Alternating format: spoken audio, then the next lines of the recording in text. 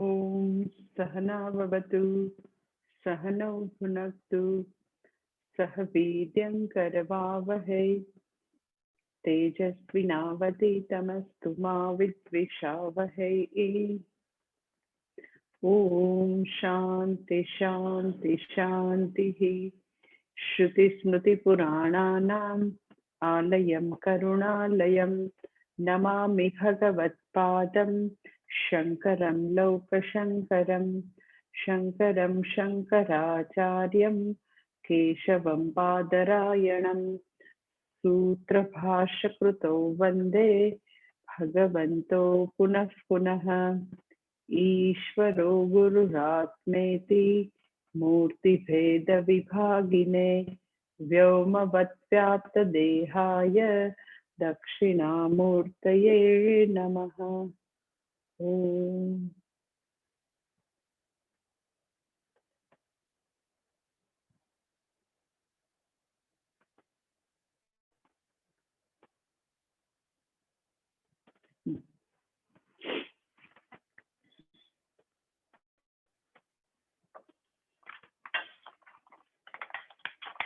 सर्ववेदांत सिद्धांत गोचरं तमगोचरं गोविंदं परमानंदं सद्गुरुं प्रणतोऽस्म्यहं।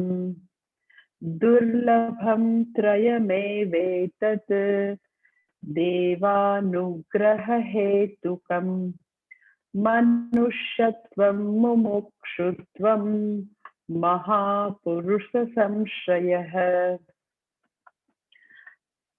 પછી ત્રીજું જે છે ત્રીજો શ્લોક એની જરાક ટ્યુન જુદો છે.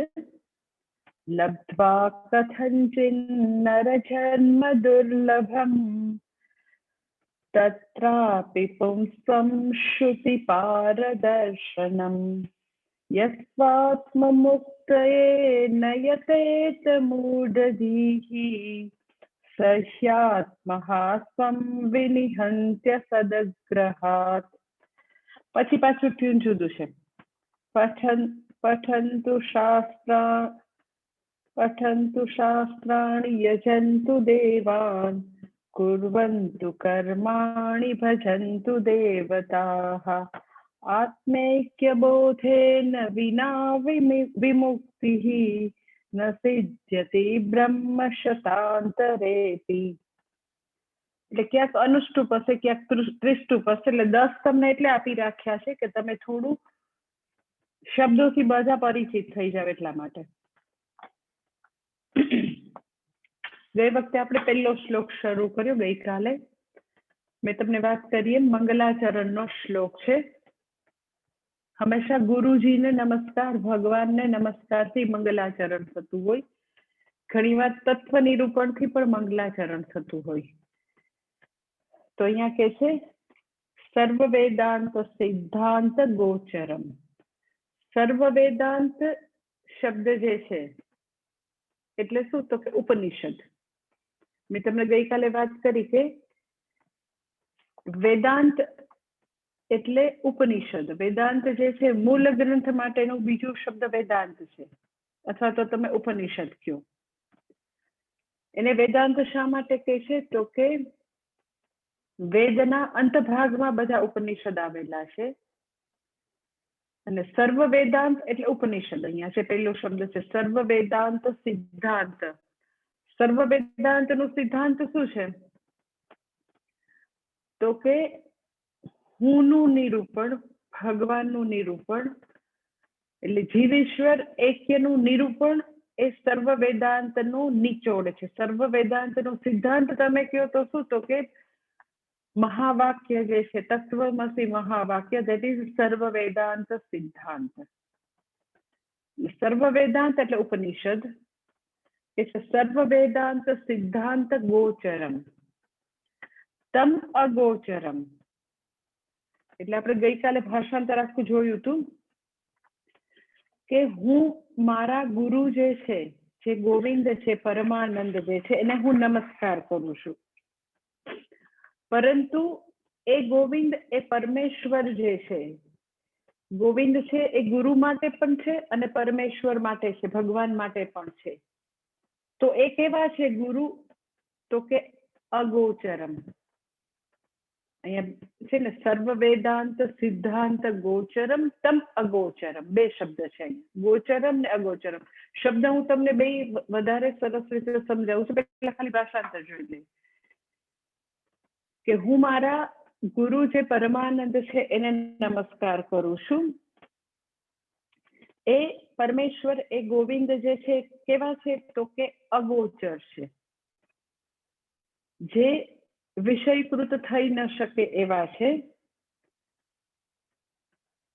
તો પછી એ ગોવિંદનું, એ પરમેશ્વરનું સ્વરૂપ કેવી રીતે જાણવું? તો કે પાછા એ ગોચર પણ છે. કેવી રીતે ગોચર છે? તો કે સર્વ વેદાંત સિદ્ધાંત ગોચર. એટલે એ અગોચર પણ છે. અગોચર એટલા માટે છે કારણ કે આપણે આપણા જાણીતા સાધનો દ્વારા, આંખ કાન નાક દ્વારા, ઇન્દ્રિયો દ્વારા જાણવાનો પ્રયત્ન કરીએ તો અગોચર છે, પરંતુ ઉપનિષદ દ્વારા જાણવા પ્રયત્ન કરીએ તો એ ગોચર છે.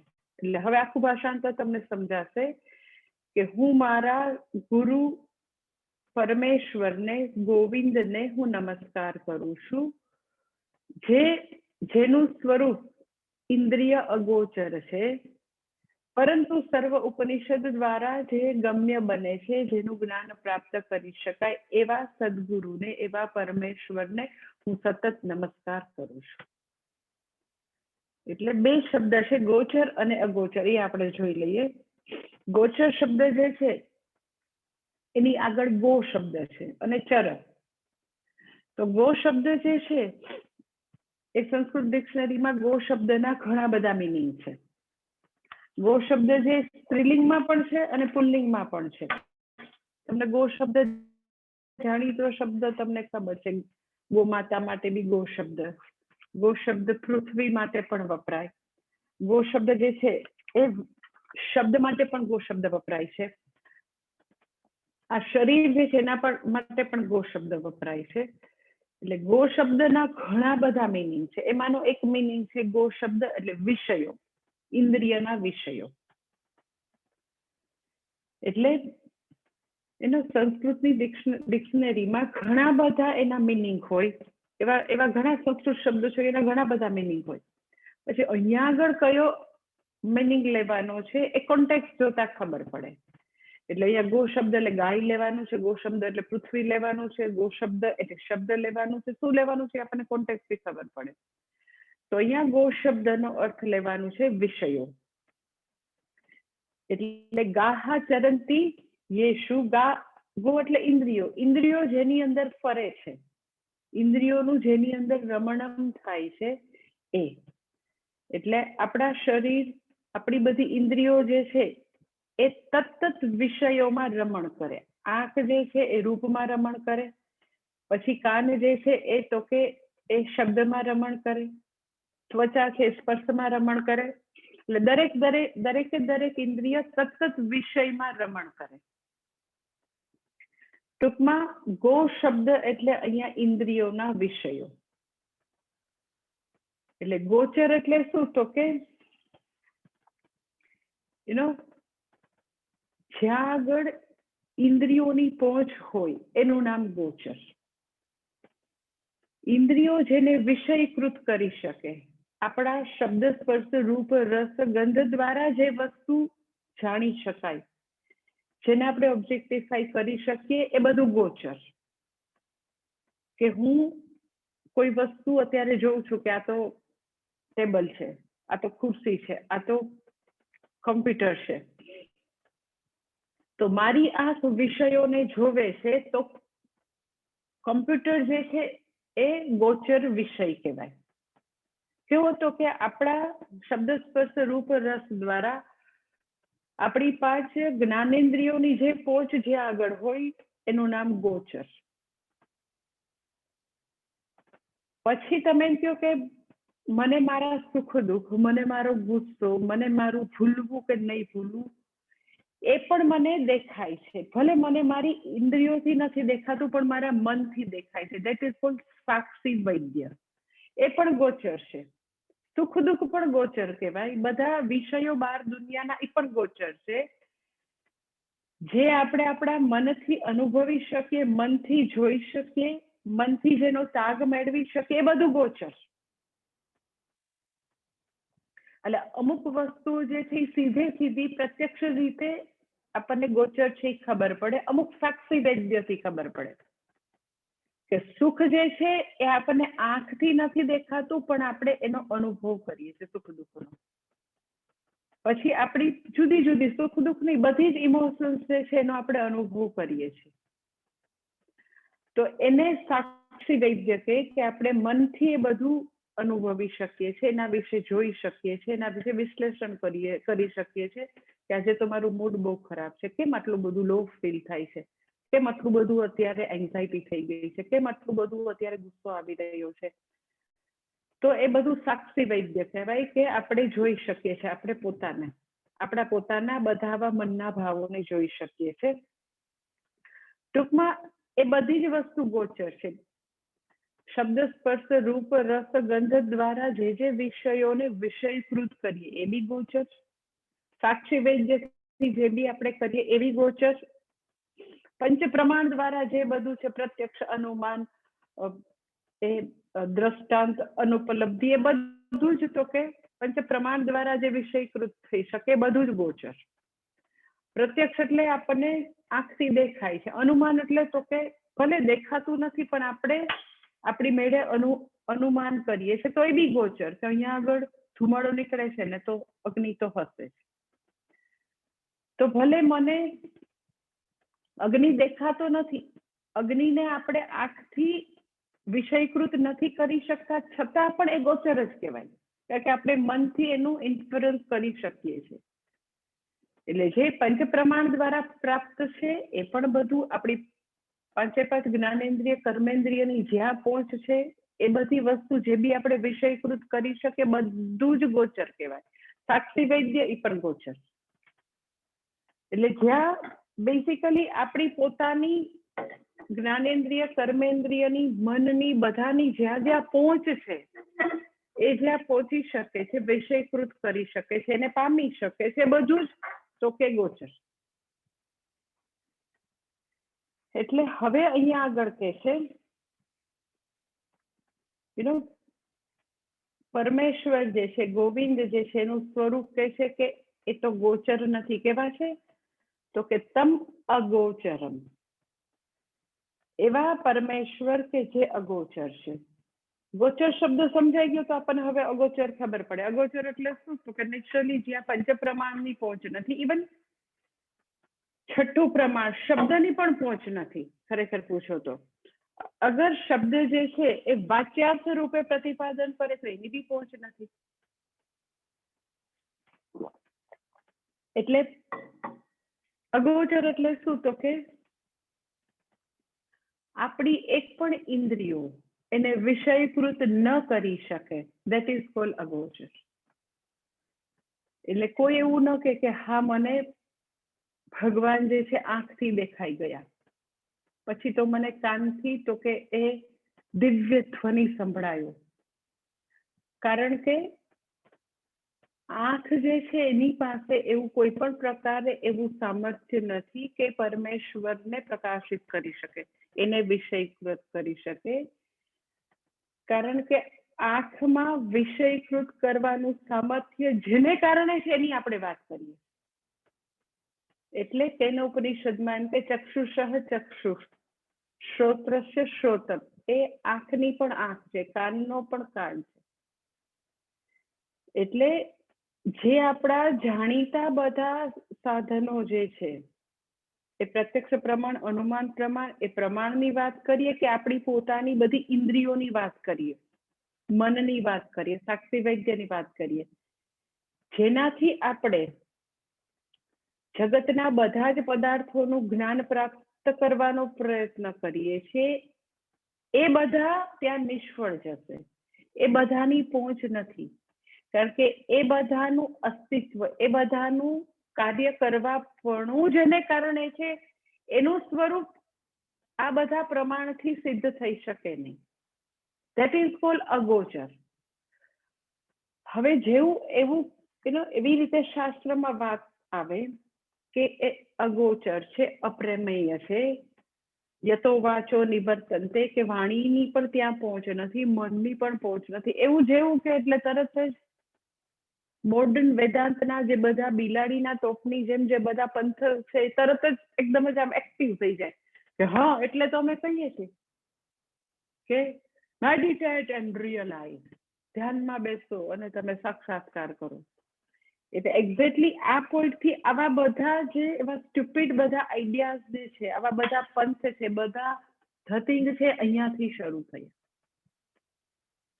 કારણ કે એનો શ્રુતિ કે શાસ્ત્રમાં જે શ્વાસે અગોચર કે છે ત્યાં જ પાછું ગોચર પણ કે છે, એ લોકો નહીં જોવે. જે અગોચર તત્વ છે પરમેશ્વર, જેને આપણે આપણા જાણીતા પ્રમાણ દ્વારા ઇન્દ્રિયો દ્વારા વિષયકૃત નહીં કરી શકીએ, પરંતુ સર્વ વેદાંત સિદ્ધાંત ગોચરમ, જે ઉપનિષદ દ્વારા ગોચર છે, જે ઉપનિષદને એ કુશલ ગુરુ લક્ષ્યાર્થ દ્વારા બોધ કરે તો જરૂર એ ગોચર છે. પરંતુ જે આપણા જાણીતા બધા પ્રમાણ છે, આપણે જે બધા આપણી ઇન્દ્રિયો દ્વારા આપણે જગતનું જ્ઞાન જે રીતે પ્રાપ્ત કરીએ છીએ, એ બધું અનાત્માનું જ્ઞાન છે. એ રીતે આત્મ તત્વનું, પરમ તત્વનું જ્ઞાન નથી થવાનું. એટલે એ અગોચર પણ છે.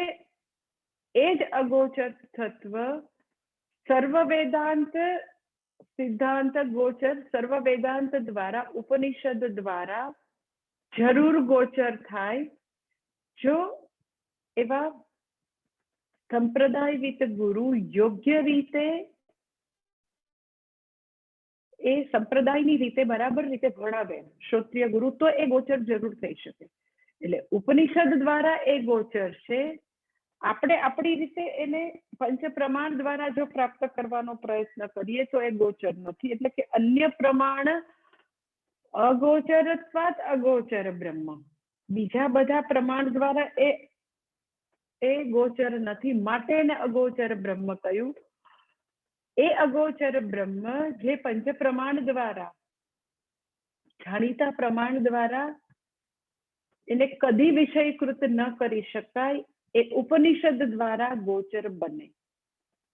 અને એ બધા ઉપનિષદને તો કે મારા ગુરુ મને એ ઉપનિષદ દ્વારા મને એનું જ્ઞાન કરાવશે, એવા ગુરુને હું નમસ્કાર કરું છું. ઉપનિષદ ગમ્ય છે, ઉપનિષદ ગોચર છે. ક્યારે તો કે મને મારા ગુરુ જે છે એને હું સતત નમસ્કાર કરું છું.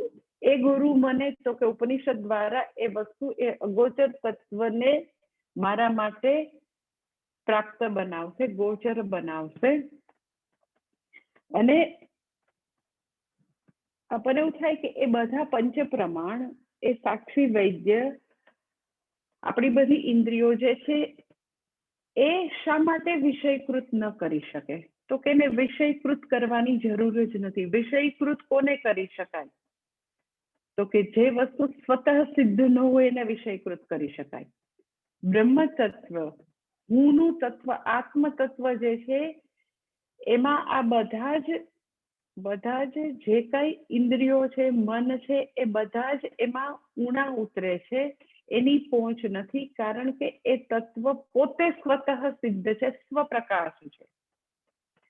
એટલે આંખની જે આંખ છે, આંખ જેને કારણે પ્રકાશે છે, એની પણ આંખ જે છે એને માટે કોઈ પણ ઇન્દ્રિયોના વ્યાપારની વિષયકૃત કરવાની જરૂર નથી, એની પહોંચ નથી, કારણ કે એ સ્વતઃ સિદ્ધ છે, સ્વપ્રકાશ છે. કે સૂર્ય જે છે ને કોઈ દીવો બતાવવાની જરૂર નથી, પોતે સ્વપ્રકાશ છે. એટલે એનો કે પરમ તત્વને, આત્મ તત્વને એ બધા પ્રમાણો શા માટે આપણને એવું થાય કે એની કેમ જરૂર નથી? તો બે રીઝન છે કે એ બધા પ્રમાણનું પ્રામાણ્ય આ સ્વતઃ સિદ્ધ આત્માથી છે, હુંથી છે, પરમેશ્વરથી છે. એને કોઈ પ્રમાણ વિષયકૃત કરી શકે જ નહીં, કારણ કે સ્વતઃ સિદ્ધ સ્વપ્રકાશ છે. એ બધા પ્રમાણોની પ્રવૃત્તિ આને કારણે છે. એટલે રોજે મંદિરમાં જે કર્પૂર આરતી જે છે એ આ છે કે ન તત્ર સૂર્યો ભાતિ ન ચંદ્ર તારકમ નેમા વિદ્યુતો ભાંતિ કુતોયમ અગ્નિ. કે ન તત્ર સૂર્યો ભાતિ, કે ત્યાં આગળ એમ કે સૂર્ય જે છે એ પણ તમને પ્રકાશી ન શકે. ન તત્ર સૂર્યો ભાતિ ન ચંદ્ર પણ નહીં, તારા પણ નહીં. ન તત્ર સૂર્યો ભાતિ ન ચંદ્ર તારકમ નેમાં વિદ્યુતો, વીજળી પણ નેમાં વિદ્યુતો. એવા જે બધા પ્રકાશિત બધા જે કોઈ સોર્સિસ છે, સૂર્ય જેવા ઝળહળતા બધા સોર્સિસ છે, એ બી તમને પ્રકાશિત ન કરી શકે. જ્યારે વ્યક્તિ કર્પૂર આરતી ભગવાનને બતાવે છે તો ભગવાનને એવી વિનંતી કરે છે કે ભગવાન તમને સૂર્ય પણ પ્રકાશિત ન કરી શકે, ચંદ્ર પણ ન કરી શકે, વીજળી પણ ન કરી શકે, તારા પણ ન કરી શકે. કુતઃ અયમ અગ્નિ, આ મારા હાથનો આવડો નાનકડો બિચારો આવો ટમટમતું આટલું કર્પૂર છે, એ થોડું ને તમને પ્રકાશિત કરવાનું. શા માટે? તો કે તમેવ ભાંતમ, તમે સ્વપ્રકાશ છો. તમે એક જ સ્વપ્રકાશ છો. તમેવ ભાંતમ અનુભાતિ સર્વમ, તમે સ્વપ્રકાશ છો. અનુભાતિ એટલે તમારી પાછળ તમારા પ્રકાશથી બધા પ્રકાશિત છે. તો આ મારા હાથનો આવો બિચારો આ પુવર નાનકડો લેમ્પ થોડું તે તમને પ્રકાશિત કરવાનો. એટલે આપણે જ્યારે ભગવાનને કર્પૂર બતાવીએ છીએ તો આપણી આંખ જે છે એ દુનિયાની બધી ગ્લિટરિંગ બધા વિષયોથી જે અંજાયેલી છે, અને આપણી આંખમાં અંધાપો છે એટલે આપણને નથી દેખાતું, તો આપણને પ્રકાશિત કરવા માટે છે, આપણને બરાબર દેખાય એના માટે છે, નહીં કે ભગવાનને પ્રકાશિત કરવા માટે. ભગવાન એવા સ્વયં પ્રકાશ છે કે એની પાછળ સૂર્યચંદ્ર પ્રકાશે છે, સમગ્ર બ્રહ્માંડ એની પાછળ પ્રકાશે છે. તો મારો આવડો નાનકડો દીવો કઈ તમને થોડી ના પ્રકાશિત કરવા માટે. એટલે ધેટ ઇઝ કોલ્ડ અગોચરમ.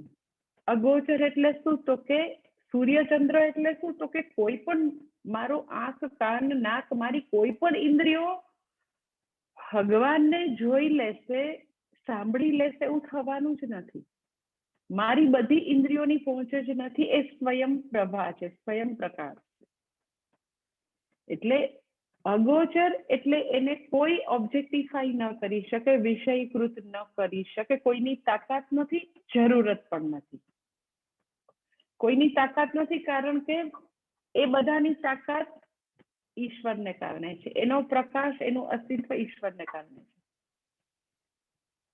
એટલે અગોચર છે કઈ રીતે? તો કે જો આપણે આંખ, કાન, નાક દ્વારા આપણા જાણીતા જ્ઞાન પ્રાપ્તિના સાધનો દ્વારા, એ પ્રમાણો દ્વારા જો ભગવત પ્રાપ્તિનો પ્રયત્ન કરીએ તો જરૂર અગોચર છે.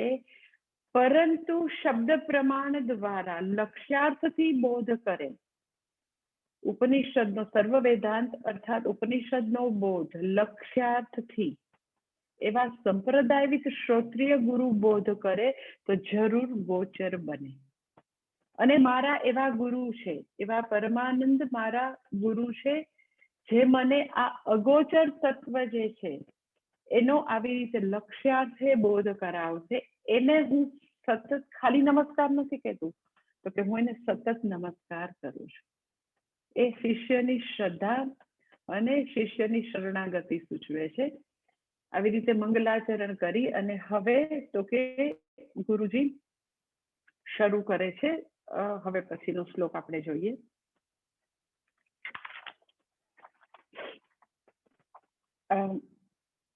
જે તમને પેલું 10 શ્લોકનું પીડીએફ અમે આપશું ને, એમાં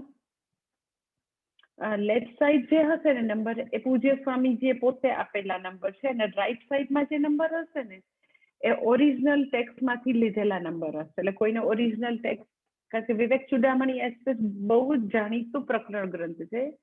સસ્તું સાહિત્ય છે, ગીતા પ્રેસ છે, કૈલાસ આશ્રમ છે, બહુ બધા લોકોએ વિવેક ચુડામણી ઉપર ભાષાંતર ને બધું બહાર પાડેલું છે. અમુક લોકોએ વિવરણ બી બહાર પાડેલું હોય. એટલે જે લોકો સપોઝ એવી રીતે કઈ બી ભાષાંતર કે કઈ કે વિવરણ વાંચતા હોય સપોઝ, તો એ લોકોને એ બુકના જે નંબર હોય એ રાઈટ સાઈડમાં લખેલા હશે. પૂજ્ય સ્વામીજીએ જે 108 આપેલા છે લેફ્ટ સાઈડમાં હશે. એટલે અમે 10-10ની પીડીએફ તમને આપશું 108ની રીતે. એટલે 10-10 કે 20-20 જે રીતે આ લોકોને સમય હશે એમ આપશે. વધારે આપી રાખશે તો તમારે ચેન્ટિંગમાં સારું રહેશે, એટલે અનુકૂળતા એ લોકો આપતા રહેશે. પણ ચેન્ટિંગ કરજો ઘરે બી બધા પોતાની રીતે બી. દુર્લભમ ત્રયમેવેતત દેવાનુગ્રહ હેતુકમ મનુષ્યત્વમ મુમુક્ષુત્વમ મહાપુરુષ સંશ્રયઃ. એટલે હું હવે જે બી તમને નંબર બોલીશ એ પૂજ્ય સ્વામીજી આપેલા 1, 2, 3 બોલીશ. રાઈટ સાઈડના તમારે બુકમાંથી કોઈ ફોલો કરતા હોય તો તમારે જોઈ લેવાનું, એ જમણી બાજુ લખેલા હશે. આ જે શ્લોક જે છે દુર્લભમ, બીજો શ્લોક જે છે એ ખૂબ જ જાણીતો શ્લોક છે. જાણીતો ઇન ધ સેન્સ બહુ બધા મહાત્મા જે લોકો પ્રવચનો સાંભળતા હોય તો બહુ બધા મહાત્મા આ શ્લોકને ઉદ્ધૃત કરતા હોય છે, કોટ કરતા હોય છે. એટલે એ રીતે ખૂબ પોપ્યુલર છે. ઇનફેક્ટ વિવેક ચુડામણીના ઘણા બધા શ્લોક એવી રીતે પોપ્યુલર છે કે એટલું બધું સરસ રીતે બધી વસ્તુઓનું અધિકારી નિરૂપણ, પછી સાધનાનું નિરૂપણ, પછી શિષ્ય કેવા હોવા જોઈએ એનું નિરૂપણ, વિદ્યાનું નિરૂપણ, એટલું બધું સરસ રીતે કરેલું હોય તો બહુ બધા મહાત્મા પોતાના પ્રવચનોમાં, પોતાના પુસ્તકોમાં આ બધા શ્લોક ઉદ્ધૃત કરતા હોય છે. એમાંનો આ ખૂબ જ એવો પોપ્યુલર એવો શ્લોક છે કે છે, પેલા આપણે ભાષાંતર જોઈ લઈએ. એતત એવ ત્રય દુર્લભમ, કે છે કે આ 3 વસ્તુ ખૂબ દુર્લભ છે. કઈ? તો કે પેલું કે છે મનુષ્યત્વમ, મુમુક્ષુત્વમ અને મહાપુરુષ સંશ્રય, એટલે સદગુરુ પાસે વિદ્યા પ્રાપ્ત કરવી. આ 3 વસ્તુ દુર્લભ છે. મનુષ્યત્વમ, મુમુક્ષુત્વમ અને સદગુરુની પ્રાપ્તિ. અને આ 3 તો કે છે દેવાનુગ્રહ હેતુકમ. આ 3 વસ્તુ શેનાથી પ્રાપ્ત થાય? તો કે આ 3 ઈશ્વર અનુગ્રહથી જ પ્રાપ્ત થાય. આ 3 વસ્તુ દુર્લભ છે જે માત્ર ઈશ્વર અનુગ્રહથી પ્રાપ્ત થાય. મનુષ્યત્વમ, મુમુક્ષુત્વમ, મહાપુરુષ સંશ્રય, સદગુરુની પ્રાપ્તિ. એટલે એનો આ શ્લોક જે છે બહુ જ બ્યુટીફુલ છે, બહુ ઇમ્પોર્ટન્ટ છે. શા માટે? તો પહેલું તો રીઝન હું તમને એ કહું કે somehow આપણને બધાને, મનુષ્યોને, આપણને બધાને એક એવું એવા પ્રકારનું આપણું માઇન્ડસેટ હોય છે કે જે વસ્તુ આપણને પ્રાપ્ત થઈ જાય હોય આપણી પાસે તો બહુ જ ઝડપથી એની વેલ્યુ ઘટતી જાય. પછી એવો સમય આવે કે એની નોંધ પણ આપણે ન લઈએ. એટલે જ્યાં સુધી જે વસ્તુ પ્રાપ્ત ન થઈ હોય ત્યાં સુધી બહુ જ એની વેલ્યુ હોય, એની બહુ જ ઝંખના લોકો કરે, એના માટે ખૂબ જ પરિશ્રમ કરે, એટલું બધું એના ઉપર પોતે મહેનત કરે, ધ્યાન આપે.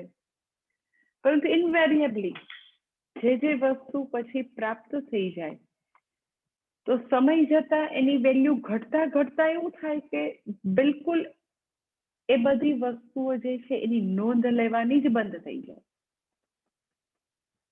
એટલે ભગવાને આપણને જે બધા પ્રિવિલેજ આપેલા હોય, એવા વિશેષ લાભ આપેલા હોય, એવી ઘણી આપણને પ્રેસ્ટિજ વસ્તુઓ આપેલી હોય, વ્યક્તિઓ આપેલી હોય, સંબંધો આપેલા હોય, તો જતે દાડે એની નોંધ લેવાનું જ બંધ થઈ જાય.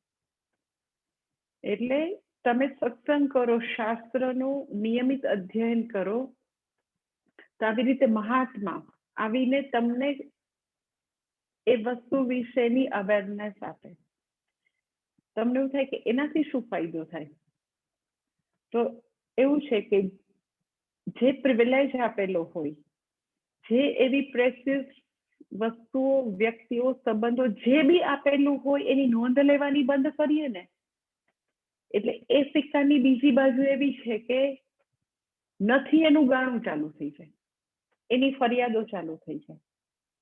એટલે જે અધૂરપ છે એ કન્ટિન્યુઅસ એનું બાજુ વાગ્યા જ કરે, કારણ કે છે એ જોવા માટેની એવી સૂક્ષ્મતા નથી, એવી સેન્સિટિવિટી નથી, એવી ક્ષમતા નથી. જે છે એને બરાબર જોવું, એપ્રિશિએટ કરવું, એના માટે તો કે એવી ગ્રેટિટ્યુડ આપણે વ્યક્ત કરવી ભગવાન પ્રત્યે, લોકો પ્રત્યે, સ્વ પ્રત્યે, કે હા આપણને આટલું બધું ભગવાને આપેલું છે.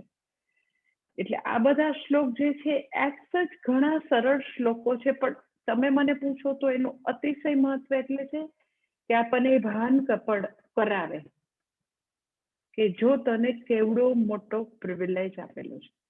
જસ્ટ ઇમેજિન કે આપણે કોઈ દિવસ એવું વિચારીએ કે અરે આપણને માણસ બનાવ્યા છે. રિયલી વેરી ફની કે ભાગ્યે જ લોકોમાં વિચારે કે હા આપણને મનુષ્ય જન્મ મળ્યો છે. એટલે શાસ્ત્રમાં શાસ્ત્રની કેટલી બધી સૂક્ષ્મ બુદ્ધિ અને કેટલું બધું ઊંડાણથી આપણને જુએ છે કે આપણે જતે દાડે આ બધી વસ્તુની નોંધ નહીં લઈએ અને નહીં છે એની ફરિયાદો અઢળક ચાલુ કરી દે. એટલે સૌથી પહેલું એટલા માટે અહીંયા આગળ આદિશંકર કહે છે કે આ ખૂબ જ દુર્લભ વસ્તુ છે કે આપણને મનુષ્ય જન્મ પ્રાપ્ત થયો.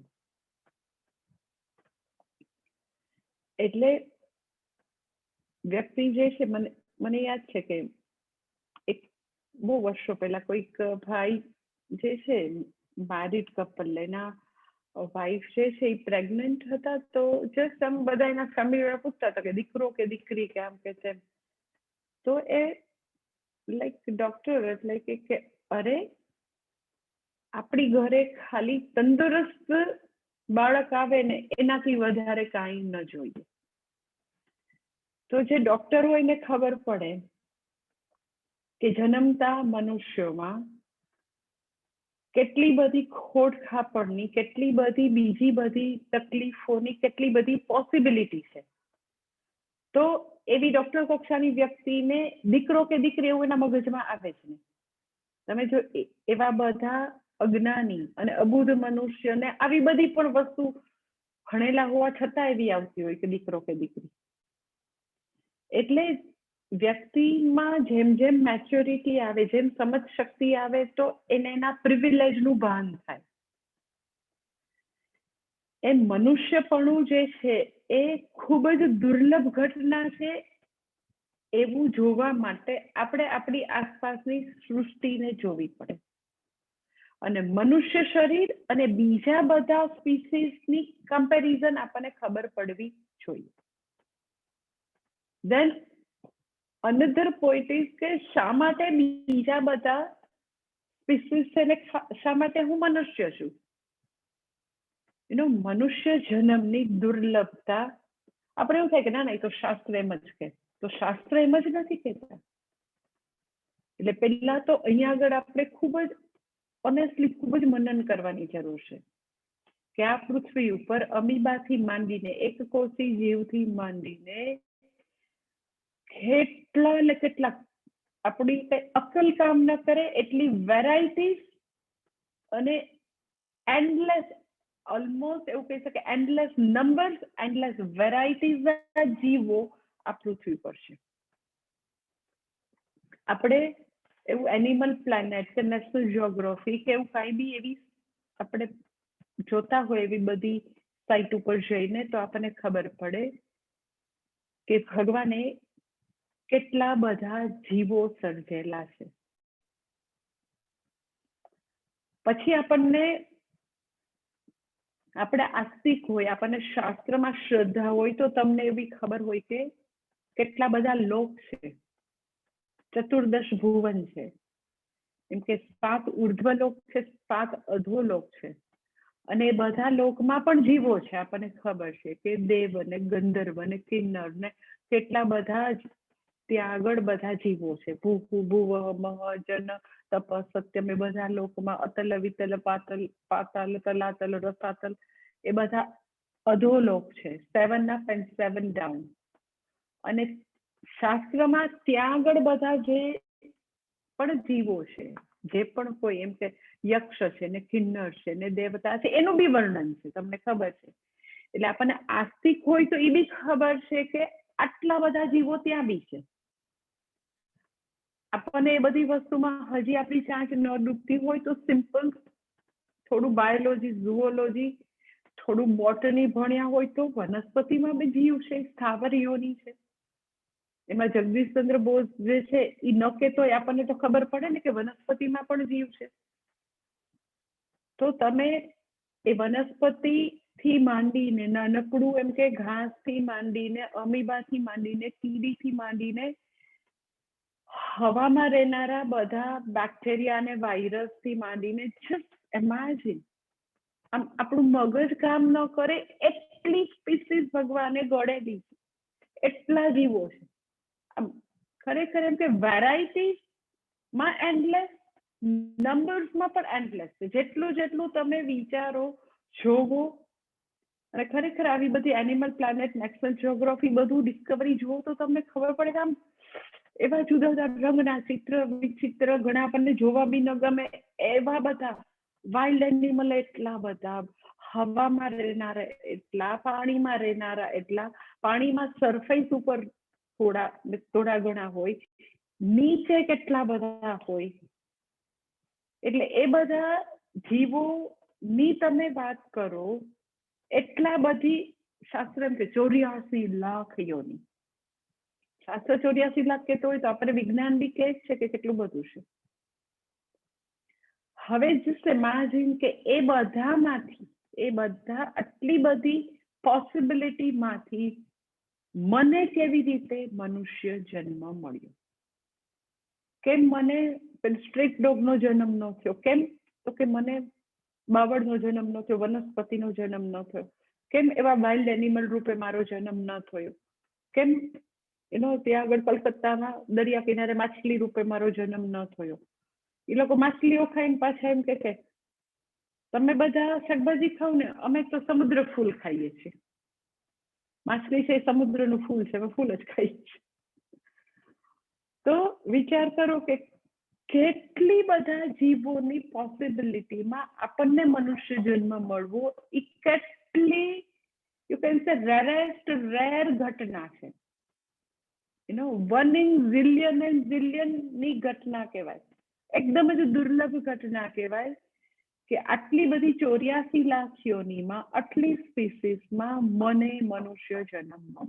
That to not physically, mentally challenge, intact. આખું મનુષ્યનું જેવું ઇન્ટેક્ટ બોડી હોય એવું જ, કે હાથ પગ નથી, બ્રેઇન નથી, તમે એમ કોઈ છે પણ વાપરતા નથી, એનું શું? તો એ આખું જુદું છે. તમે એ બધું સફર કરો ને કે આટલા બધામાં ભગવાને મને મનુષ્ય જન્મ આપ્યો, ધેટ ટુ ભારત ભૂમિમાં. કઈક એવા સાઉદી કોઈ કન્ટ્રીમાં આપ્યો કે જ્યાં તમે મૂર્ખાની બહાર જ ન નીકળી શકો, જ્યાં મોક્ષનો કન્સેપ્ટ જ ન હોય, જ્યાં અતિ જનુની લોકો હોય, મારો ને કાપો વાળા જ હોય, તો મનુષ્ય જન્મ હોય તો it is inhibited, it is not total મનુષ્ય જન્મ.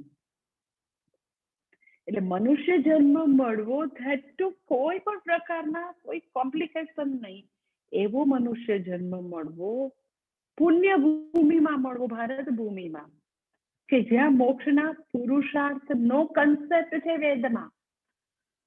બાકી તમે મને પૂછો તો સાલ્વેશન ને એટર્નલ હેવન ને પેરેડાઇઝ ને એવી કેટલી એટલે કેટલી એવી સાવ એટલે સાવ નોનસેન્સ જેવી થિયરી હોય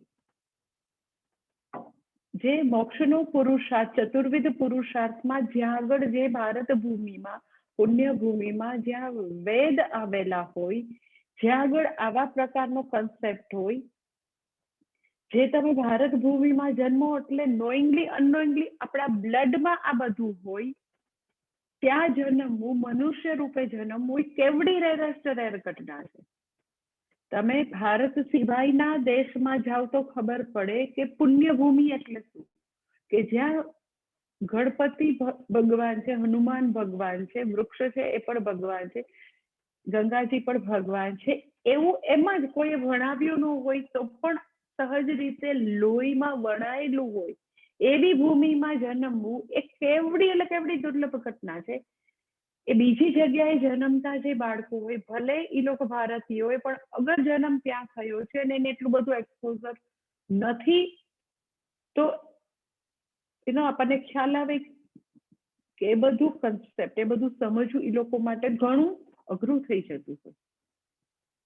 એટલે મનુષ્ય શરીર મળવું આટલી બધી પોસિબિલિટી માંથી ઇવન આઈ ટેલ યુ સંચિત કર્મની રીતે બી તમે પૂછો ને આપણો જે સંચિત કર્મનો જથ્થો હોય એમાંથી આપણા આ જન્મે જે કર્મો છૂટા પડેલા હોય ધેટ ઇઝ કોલ્ડ પ્રારબ્ધ કર્મો.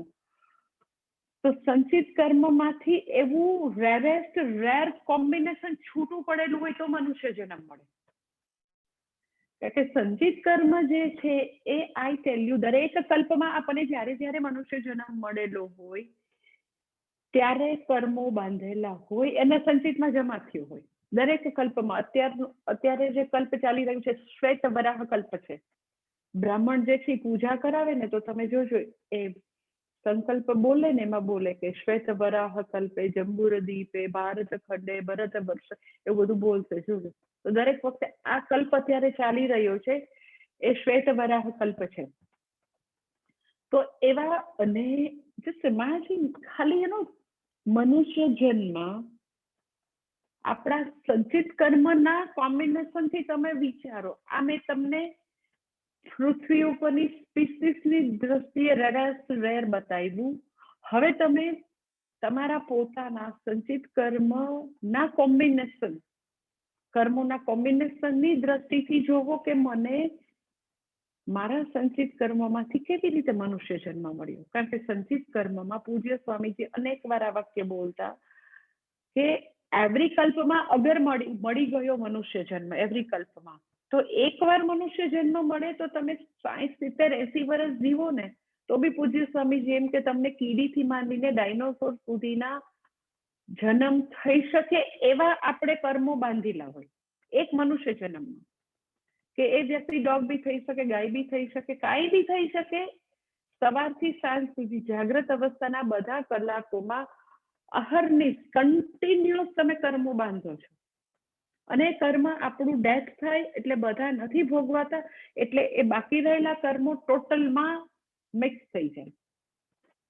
તો એક મનુષ્ય જન્મમાં આપણે એટલા બધા કર્મો બાંધેલા હોય તો મને અત્યારે મનુષ્ય જન્મ મળ્યો છે તો એ ચિત્રગુપ્તના ચોપડે મારા ખાતાના સંચિત કર્મમાંથી એક કેટલો સરસ કોમ્બિનેશન છૂટું પડ્યું હશે કે આપણે ક્યાંય બુરખામાં નથી જન્મ્યા કે જ્યાં કટ્ટરવાદી હોય ઇવન બુરખામાં ન હોય તો પણ એવા પણ મનુષ્ય જન્મ છે કે જ્યાં સ્ત્રીઓને માત્ર લગ્ન અને બાળકોને જન્મ આપવાનું મશીન માને છે એવી કોમ્યુનિટીને હું જાણું.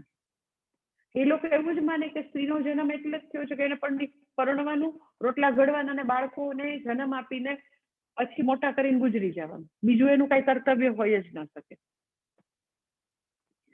તો સંચિત કર્મમાંથી આપણા સંચિત કર્મમાંથી એક્ઝેક્ટ કેટલો સરસ એમાં તો એવા અનંત કર્મો છે સંચિતમાં કાંઈ બી છૂટું પડી શકે તો પણ આ ઘડીએ એવું પાકેલું છે અંદર એવા પ્રકારની એફડી પાકેલી છે કે જે પાપ પુણ્ય બંને હોય એમાં. અને પાપ પુણ્ય નું કોણ એટલું સરસ છે કે આપણે એવી પવિત્ર ભૂમિમાં જન્મ્યા હોય, આપણે એવા પવિત્ર માતા પિતાને ત્યાં કે જ્યાં આપણને શાસ્ત્ર ભણવાની ઈચ્છા થાય.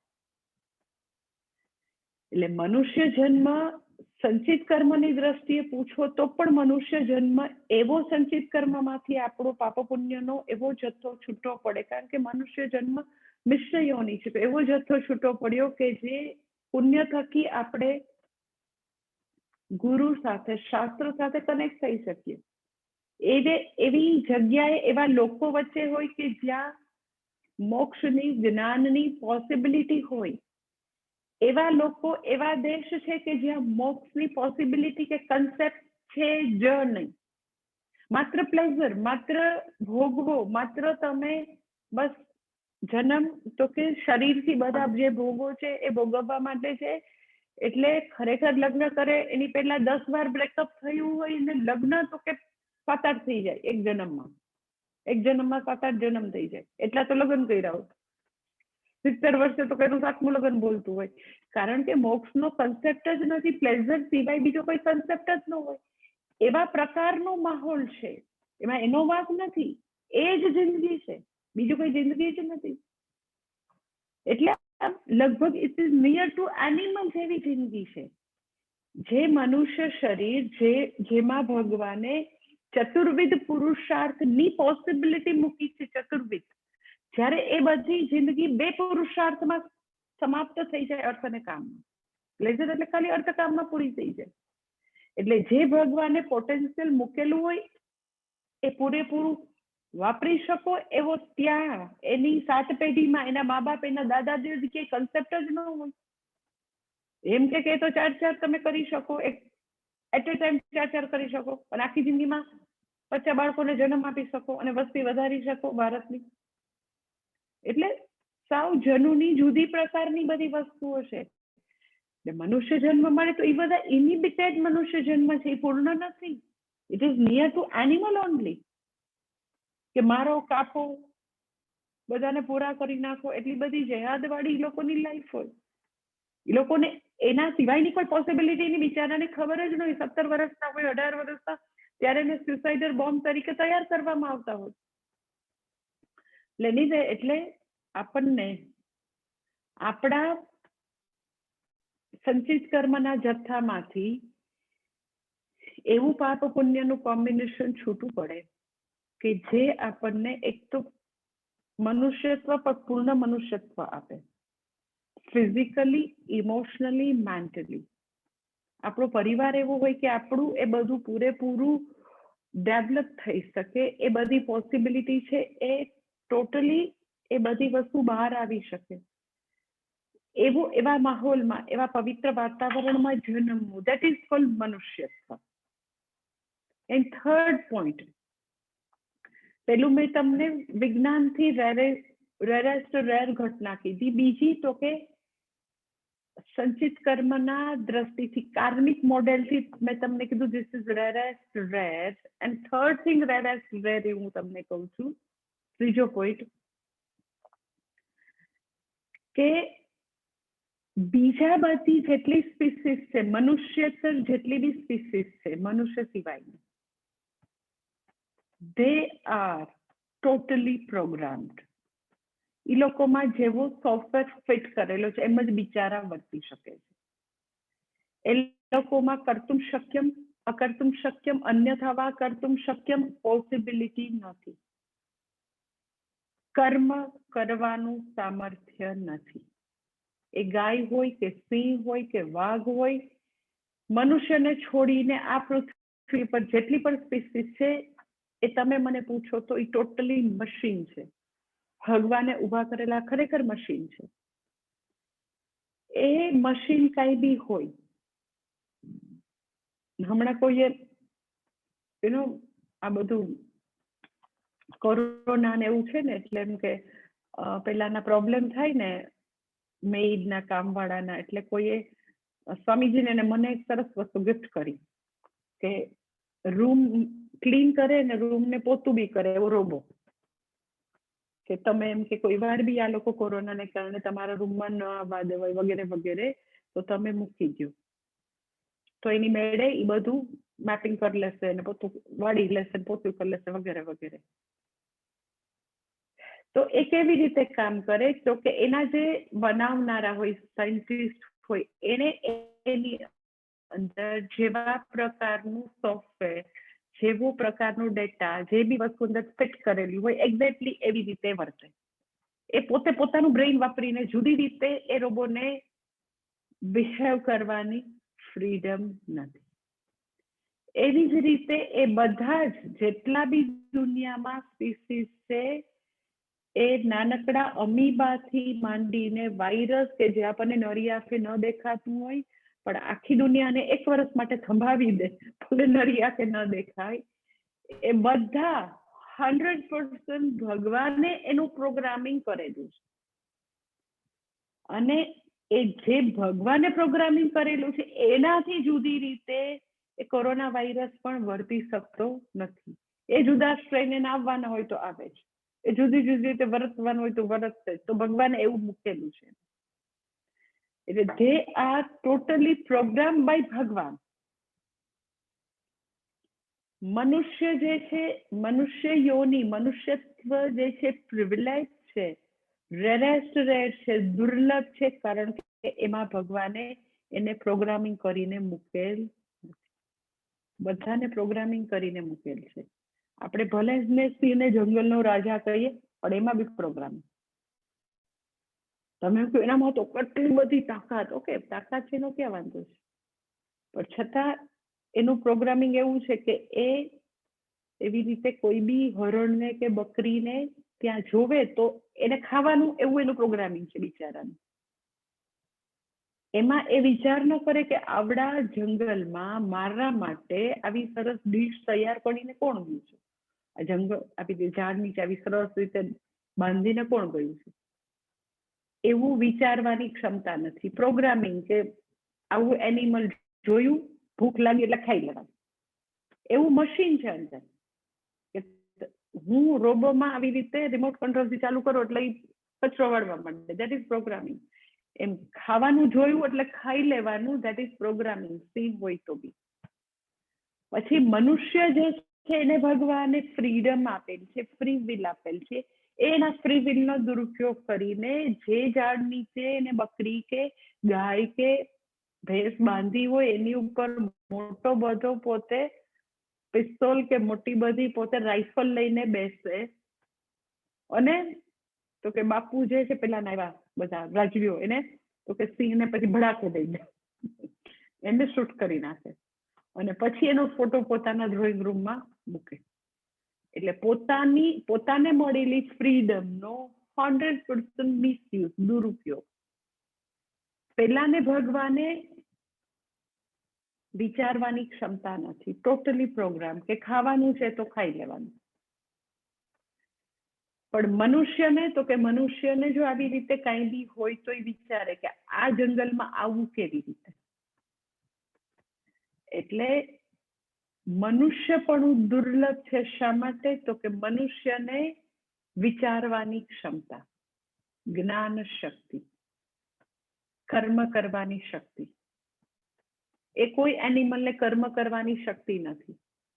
એ લોકો બધા તો કે માત્ર એને ભોગ ભૂમિ કે, જ્યારે ભોગતા છે બધા ખાલી પોતાના કર્મ ફળો, દુઃખભર્યા કર્મ ફળો પૂરા કરે છે, એક્ઝોસ્ટ કરે છે. મનુષ્યનું શરીર કર્મભૂમિ ભોગભૂમિ બે છે. પેલાનું ખાલી ભોગભૂમિ. ભોગભૂમિ એટલે શું? તો કે પોતાના પાપને એક્ઝોસ્ટ કરે. દેવતા વગેરે 7 અપલોકના જીવો પુણ્ય એક્ઝોસ્ટ કરે, અધોલોકના જીવો પાપ એક્ઝોસ્ટ કરે, પણ એ લોકો કરનારા નથી. કર્મ કરવાની સ્વતંત્રતા માત્ર ને માત્ર મનુષ્ય.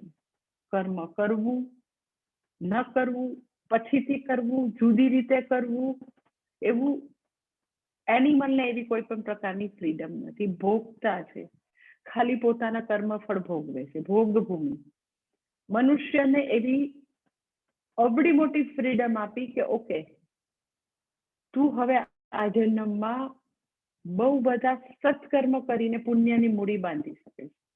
ગોમાતાને એવી ફ્રીડમ નથી કે હવે હું છે ને આખી જિંદગી મનુષ્યના બાળકોને દૂધ આપી અને બહુ બધું પુણ્ય ઉપાર્જિત કરીશ. નો, ગાય પુણ્ય ઉપાર્જિત નથી કરતી. સિંહ જે છે રોજ રોજ રોજ મારણ કરે, રોજ રોજ કેટલી ગાયોને મારી નાખે તો એને પાપ પણ નથી. કારણ કે એ લોકોને તો કે ઈગો નથી, હું સિંહ છું, હું ગાય છું, એવા પ્રકારનું આપેલું જ નથી. તે આર ટોટલી પ્રોગ્રામ. ભગવાન નાથની કઠપુતળી બધા. હું કરું છું, કર્મ કરું છું એવું એનામાં મૂકેલું નથી.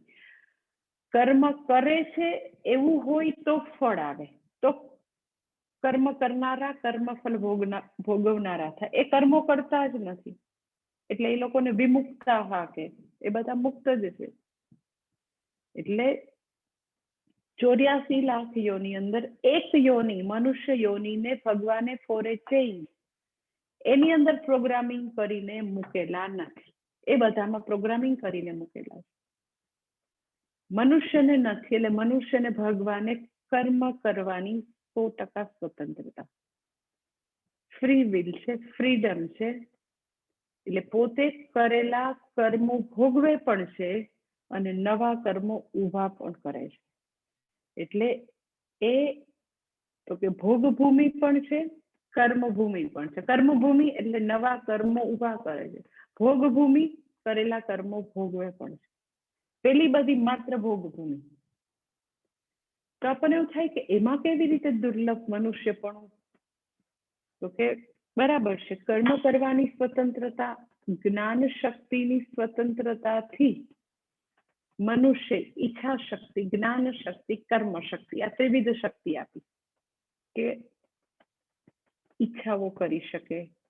ઈચ્છાઓ અનુસાર તો કે પોતાની એમ્બિશન અનુસાર પોતે પ્લાનિંગ કરી શકે, એ અનુસાર કર્મો કરી શકે. એટલે તમે જો કે બધા એનિમલ અને મનુષ્યનો વિકાસની યાત્રા તમે જો, ખાલી એમ જ અધ્યાત્મને બાજુ પર મૂકો તો ખાલી તમે જો કે આદિ માનવ જે છે ગુફામાં રહેતો તો ત્યારે એનિમલ ગુફામાં રહેતા હતા, પક્ષીઓ માળામાં રહેતા હતા. કેમ કે જ્યારથી પૃથ્વીની ઉત્પત્તિ થઈ ત્યારથી આપણને ખબર છે કે એ લોકો જંગલમાં આવી જ અવસ્થામાં રહેતા હતા. અને મનુષ્ય પણ તો કે અગ્નિની શોધ થઈ, ચક્રની શોધ થઈ, તો કાચું માંસ ખાતા, ગુફામાં રહેતા વગેરે વગેરે. એ આદિ માનવ થી આધુનિક માનવની યાત્રા શું છે? તો કે ઈચ્છા શક્તિ, જ્ઞાન શક્તિ, કર્મ શક્તિ. આ ત્રિવિધ શક્તિ મનુષ્યેતર કોઈ પણને આપેલી નથી. એટલે મનુષ્યએ આટલું બધું ટેકનોલોજી, વિજ્ઞાન, આટલી કમ્ફર્ટ ઊભી કરી એને કારણે એ આખી એની વિકાસની યાત્રા સંભવી શકી, કારણ કે કર્તુમ શક્ય, કર્મ કરી શકે. પોતાની ઈચ્છાઓને તો કે આવી રીતે જ્ઞાન દ્વારા આકાર આપીને આવી કાર્યાન્વિત કરી શકે, એને કર્મનું રૂપ આપી અને આવું આખું જગત બનાવી શકે. જ્યારે હજારો વર્ષ પહેલા ચકલી જે માળામાં રહેતી, સિંહ જે ગુફામાં રહેતો, એમાં કોઈ વિકાસની કોઈ પણ પ્રકારની પોસિબિલિટી નથી, કારણ કે ભગવાને ઈચ્છા શક્તિ નથી, જ્ઞાન શક્તિ નથી, કર્મની શક્તિ નથી, કઈ છે જ નહીં. એ બિચારા ટોટલી પ્રોગ્રામિંગ કરેલા મશીન છે. એમાં કોઈ પણ પ્રકારના ઇમ્પ્રુવમેન્ટની કોઈ પોસિબિલિટી નહીં. એટલે તમે જો કે કેટલું રેરેસ્ટ રેર વસ્તુ છે કે મનુષ્યને ભગવાને આટલા બધા પ્રિવિલેજ, આટલી દેન, આટલી ગિફ્ટ આપેલી છે, મનુષ્યતરને આપેલી નથી. આપણે કેટલા બધા મહાન છીએ કે આટલી ગિફ્ટ આપી છતાં આપણે જીવવાનું આપણું ધોરણ તો કે મનુષ્યતર જેવું જ રાખીએ. મનુષ્યતરમાં બે જ પુરુષાર્થ, અર્થ અને કામ. મનુષ્યમાં ચતુર્વિધ પુરુષાર્થ ભગવાને આપ્યા, પણ આપણે આપણી જિંદગી મનુષ્યનું જીવન હોવા છતાં એ બે પુરુષાર્થ પૂરતી જ મર્યાદિત રાખીએ તો આપણા અને મનુષ્યેતર, મનુષ્ય અને મનુષ્ય સિવાયની સ્પીસીસમાં ફરક શું રહ્યો? આહાર નિદ્રા ભય મૈથુનંચ સામાન્ય મૈત, કે એ લોકો બી ખાય, સિંહ ને વાઘ ને બકરી ને ગાય એ પણ ખાય, આહાર નિદ્રા એ બી સુવે.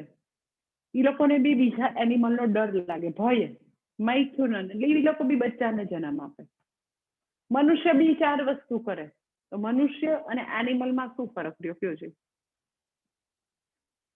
એટલે આપણે આપણું મનુષ્ય યોની આટલી મહાન આપણને ભગવાને આવું મહાન જન્મ આપેલો હોય, રેર વસ્તુ ભગવાને આપેલી હોય, એને આપણે જસ્ટ પાણીના મૂલે ખર્ચી દઈએ નહીં. આપણે એનું એવું મહાન મૂલ્ય આંકી શકીએ. એટલા માટે અહીંયા સૌથી પહેલું શરૂ ત્યાંથી કરે છે કે મનુષ્ય જન્મ મળવો રેર ઘટના છે. એમાં જે ભગવાને પોસિબિલિટી અને પોટેન્શિયલ મૂકેલું છે એનો પૂરેપૂરો ઉપયોગ કરી અને ચતુર્વિધ પુરુષાર્થ જે છે એ આપણે ફલીભૂત કરવા જોઈએ, નહીં કે 2 પુરુષાર્થમાં આપણી જાતને સીમિત રાખીએ. તો બીજું પછીના પુરુષાર્થ કયા છે? તો કે ધર્મ અને મોક્ષનો પુરુષાર્થ. એટલે બીજું કે છે મનુષ્યત્વ, પછી બીજું કે છે મુમુક્ષુત્વ, ધેટ ઇઝ મોક્ષનો પુરુષાર્થ. એ શું છે આપણે મંગળવારે જોઈએ. ઓમ પૂર્ણમદઃ પૂર્ણમિદં પૂર્ણાત પૂર્ણમુદચ્યતે પૂર્ણસ્ય પૂર્ણમાદાય પૂર્ણમેવાવશિષ્યતે. ઓમ શાંતિ શાંતિ શાંતિ. હરિ ઓમ શ્રી ગુરુભ્યો નમઃ. હરિ ઓમ.